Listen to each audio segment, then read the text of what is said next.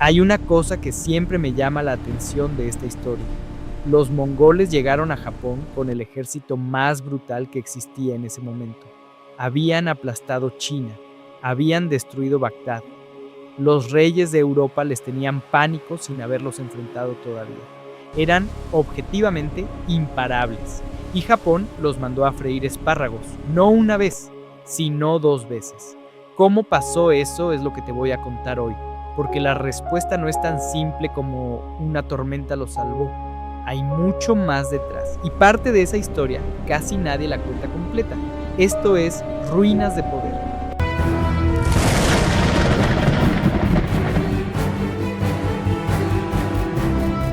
Para que esta historia tenga sentido, necesito que tengas claro contra qué se estaba enfrentando Japón. En 1274, el Imperio Mongol era la entidad política más grande que ha existido en la historia de la humanidad. No es exageración, es el dato. Desde Corea hasta Polonia, desde Siberia hasta el Golfo Pérsico. Y todo eso construido en menos de un siglo, partiendo de tribus nómadas en las estepas del norte de Asia. ¿Cómo lo hicieron? Principalmente porque desarrollaron una forma de hacer la guerra que nadie sabía contrarrestar. No tenían ciudades que defender ni territorios a los que aferrarse. Solo se movían, atacaban, destruían lo necesario y seguían. Rápido, coordinado, sin compasión cuando la ciudad resistía. Eso les daba una flexibilidad táctica que los ejércitos sedentarios simplemente no podían igualar. El hombre al frente de todo eso, en 1274, era Kublai Khan, nieto de Genghis. Kublai era un perfil distinto al de su abuelo, más político, más interesado en construir un sistema que en solo arrasar. Había conquistado China, había convertido Corea en un estado vasallo, y desde las costas coreanas podía ver Japón al otro lado del estrecho, y decidió que Japón tenía que ser parte del orden que estaba construyendo. Empezó por las buenas. Entre 1268 y 1272 mandó cartas al gobierno japonés.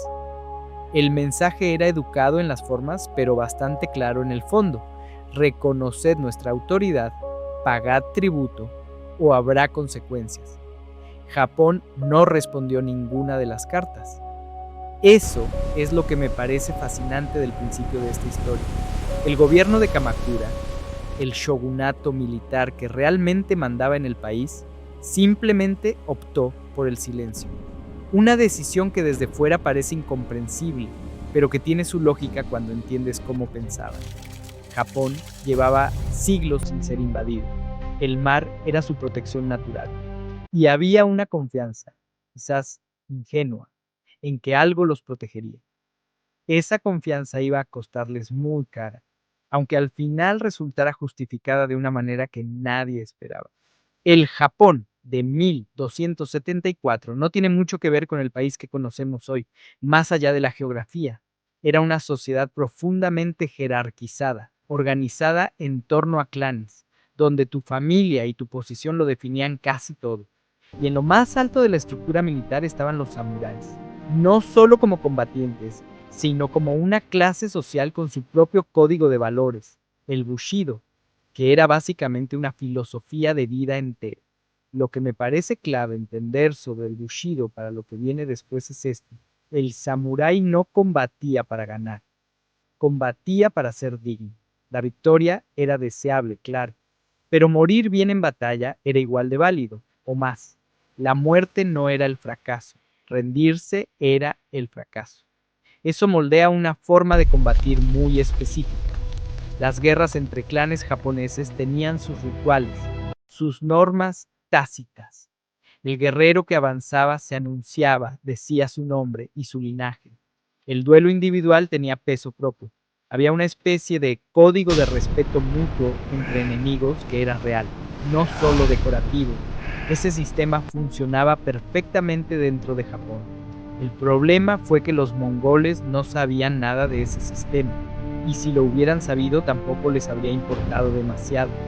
La mañana del 19 de noviembre de 1274, cuando los samuráis bajaron a la playa de Hakka para enfrentarse a los que desembarcaban, salieron a combatir de la única manera que conocían, con sus rituales, sus anuncios, su código.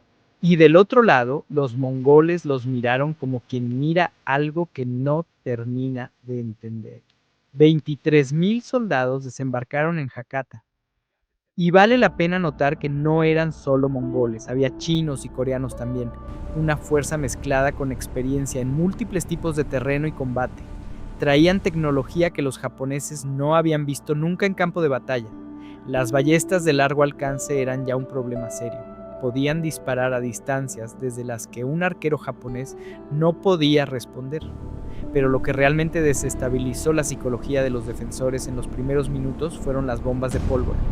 Esferas de metal y terracota que explotaban en el aire con un ruido brutal y lanzaban fuego en todas las direcciones. Los samuráis habían oído hablar de la pólvora. Otra cosa era tenerla explotando encima mientras intentas mantener el control del caballo y seguir en formación. Los caballos enloquecieron. Eso solo ya fue suficiente para romper varias cargas antes de que llegaran al contacto. Y encima de eso estaba el choque de mentalidades en el propio combate. El samurái que salía de la línea para anunciar su nombre y pedir un duelo no lo hacía por ingenuidad. Lo hacía porque así funcionaban las guerras que conocía. La respuesta mongola era una descarga coordinada de flechas desde múltiples ángulos, sin ritual, sin protocolo, solo resultado. Los samuráis no estaban confundidos por cobardía. Estaban confundidos porque las reglas que habían interiorizado durante toda su vida simplemente no aplicaban aquí. Era un idioma que el otro lado no hablaba ni tenía intención de aprender. Y aún así no cedieron. Eso es lo que los propios invasores no esperaban. Que después de todo ese desconcierto inicial, los defensores aguantaran. Y no solo aguantaran, sino que combatieran con una intensidad que resultaba difícil de categorizar. Porque no parecía rabia, no parecía desesperación, parecía algo más tranquilo y por eso mismo más inquietante. Fue en ese contexto donde algo empezó a circular entre las filas mongolas, la figura de un tipo de guerrero al que no podías matar de la manera normal. Hay un personaje de esta historia que me parece uno de los más interesantes del Japón medieval, aunque no sea especialmente famoso fuera de los círculos de historia: Takesaki Suenaga. No era un gran señor, no comandaba miles de hombres, era un samurái, de rango más bien modesto. El tipo de figura que en tiempos normales no habría dejado una huella enorme en los registros históricos. Pero hizo algo que pocos guerreros de ninguna época han hecho. Documentó su propia historia en tiempo casi real. Años después de la invasión, encargó un rollo ilustrado, el Moko Shurai Ekotoba, que recogía visualmente lo que había vivido en combate, y lo encargó con un propósito muy práctico. Quería reclamar recompensas del shogunato y necesitaba demostrar lo que había hecho. El resultado es uno de los documentos visuales más valiosos de la historia medieval japonesa. Las imágenes muestran a Suenaga cargando solo, o casi, contra formaciones mongolas que lo superan con claridad. Caballo al galope, lanza adelante, rodeado de explosiones, herido en varias escenas y avanzando siempre. Ese detalle de que lo mandó a hacer él mismo para que quedara constancia me parece muy revelador del carácter. Quería que se supiera. Pero Suenaga es el nombre documentado. Lo que los mongoles contaban entre ellos era algo diferente y más difuso. Entre las tropas invasoras, a medida que los días de combate se acumulaban, empezaron a correr historias de guerreros a los que las heridas no parecían detener. De hombres que combatían con una calma que resultaba perturbadora. De samuráis que al caer caían hacia adelante, nunca de espaldas hacia su propia línea. Los mongoles habían combatido en muchos países y conocían el miedo en los ojos del enemigo. Sabían leer cuando una línea estaba por romperse. Con los samuráis ese conocimiento no funcionaba, y eso los descolocó más de lo que cualquier táctica hubiera podido hacer. Para un ejército que entendía la guerra como un cálculo de eficiencia, el samurái que seguía avanzando con 3 flechas encima no era valiente. Era algo que no encajaba en ninguna categoría conocida. Así que le pusieron la única etiqueta que tenían para lo inexplicable: sobrenatural. ¿Eran historias reales? ¿Exageraciones de soldados cansados?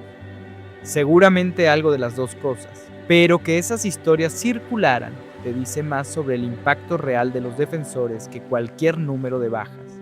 Mientras todo eso ocurría en tierra, los comandantes mongoles tomaron una decisión. Los samuráis hostilizaban sus posiciones por la noche. La tierra era territorio enemigo. Los barcos eran más seguros. Decidieron retirarse a la flota hasta el día siguiente. Tenía lógica sobre el papel. Esa noche el tiempo cambió. En pocas horas lo que había sido una noche tranquila se convirtió en un tifón. Las olas golpeaban los cascos de madera con una fuerza que los anclajes no podían aguantar. Los barcos chocaban entre sí. Los mástiles cedían. Y los 13,000 soldados que dormían en esas embarcaciones no tenían ningún lugar al que ir. 13,000 muertos en una noche, no en batalla, por el mar. La flota superviviente volvió a Corea con una historia que sonaba a excusa, pero era completamente verdadera. Kublai Khan decidió que había sido mala suerte y organizó una segunda invasión 7 años después, en 1281. Esta vez mucho más grande, 140,000 soldados, la mayor flota que se había reunido nunca en Asia hasta ese momento. Japón había usado esos 7 años de manera inteligente. Muros de piedra a lo largo de la costa de Hakata. Cambio de tácticas.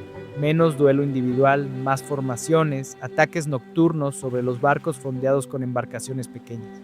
Los samuráis de 1281 habían aprendido del primer encuentro. La segunda invasión fue más dura, más larga. Las murallas aguantaron. Los ataques nocturnos desgastaban a los invasores, pero la presión era enorme. Y entonces, de nuevo, el viento cambió. Un segundo tifón. 2 días. Cuando terminó, la flota mongola estaba destruida y 100,000 soldados habían muerto. No habría tercera invasión. Kublai Khan murió en 1294 sin haberlo intentado de nuevo. Los japoneses llamaron a esas tormentas kamikaze, viento divino. Y la idea de que los dioses protegen Japón quedó grabada en la identidad del país de una manera que duraría siglos, con consecuencias que nadie en 1281 podía imaginar, y que en el siglo XX serían trágicas de una manera completamente diferente. Aquí viene la parte que me parece más honesta de contar. Japón ganó, pero ganar tuvo un costo que el país tardó décadas en pagar. Los clanes que habían combatido esperaban compensación. Así funcionaba el sistema feudal. Das tu sangre por tu señor, y tu señor te devuelve tierra, propiedades, algo concreto. El problema con una guerra defensiva es que no hay nada que repartir después. No conquistaste nada. El shogunato de Kamakura no tenía recursos nuevos para dar. Prometieron, tardaron, dieron poco.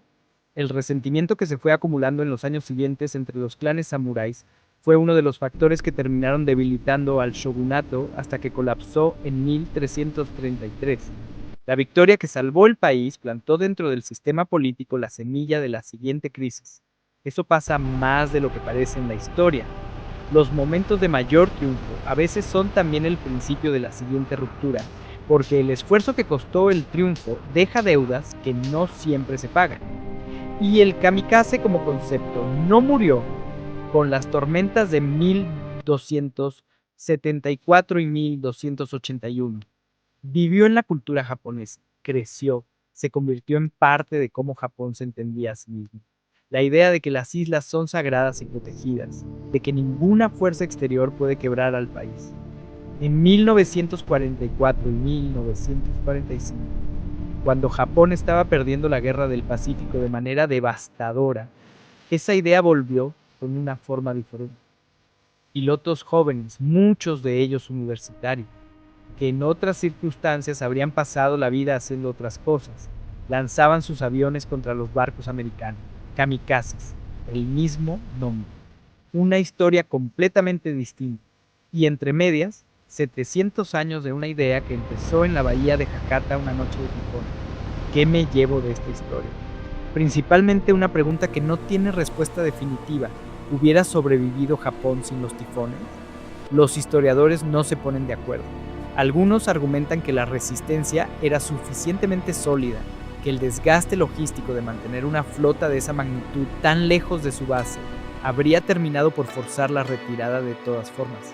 Otros piensan que sin las tormentas, los números habrían sido demasiado grandes para resistirlos indefinidamente. Nunca lo sabremos. Lo que sí sabemos es que en esas playas, en esas semanas de combate, algo fue real. No fue leyenda. Fueron personas con nombres, con familias, que eligieron no moverse cuando el ejército más poderoso del mundo les estaba diciendo que se movieran. Eso, cualquiera que sea tu opinión sobre la guerra o sobre Japón, vale la pena recordarlo. Esto fue Ruinas de Poder. Si llegaste hasta aquí, suscríbete y activa la campana. Y cuéntame en los comentarios lo que piensas. ¿Crees que Japón habría aguantado sin el kamikaze? Me interesa de verdad lo que piensas. Aquí al lado tienes otro video que va en la misma línea. El pasado siempre tiene algo más que decirte.